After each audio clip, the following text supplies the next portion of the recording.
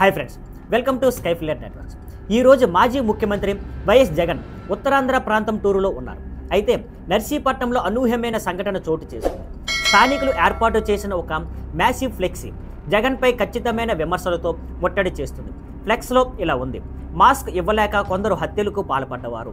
ఇప్పుడు మెడికల్ కాలేజీలు మాట్లాడుతున్నారు. ఇది డాక్టర్ సుధాకర్ మరణంకి సంబంధించి ఉంది. కోవిడ్ చికిత్స సమయంలో సుధాకర్ గారికి సాధారణ ఫేస్ మాస్క్ ఇవ్వలేదు. అతన్ని వేధించి చివరకు మరణానికి దారితీసింది. ఇప్పుడు జగన్ తిరిగి ఉత్తరాంధ్ర రావడంతో ఈ డాక్టర్ సుధాకర్ వివాదం మళ్ళీ వేదికపైకి వచ్చింది. సాధారణ ఫేస్ మాస్క్ కూడా ఇవ్వలేని ప్రభుత్వం ఇప్పుడు మెడికల్ కాలేజీల గురించి చర్చించడంపై ప్రశ్నలు తేవబడుతున్నాయి. ఇది స్థానికుల విమర్శలు, ఫ్లెక్స్ సందేశం మరియు రాజకీయంగా సున్నితమైన అంశం. మిత్రులారా, మీ అభిప్రాయం ఏమిటి? మరిన్ని వివరాలు తెలుసుకోవాలంటే మా ఛానల్లో ఫాలో అవ్వండి. See you on Skyfiller Networks. Thank you for watching. Please like, share and subscribe.